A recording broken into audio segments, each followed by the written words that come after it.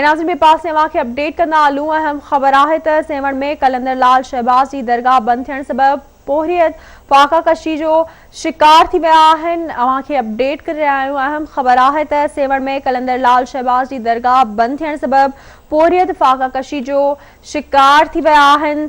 कलंदर लाल शहबाज की दरगाह ऐं तालीमी इदारा बंद करण खिलाफ जदोजहद कमेटी जे सॾ ते एहतजाजी रैली कढी वई आहे। रैली में मुख़्तलिफ़ पार्टियुनि जा कारकुन भी शरीक थिया आहिनि, जॾहिं त एहतजाजी तहरीक हलाइण जो चिताव पिणु ॾिनो वियो आहे।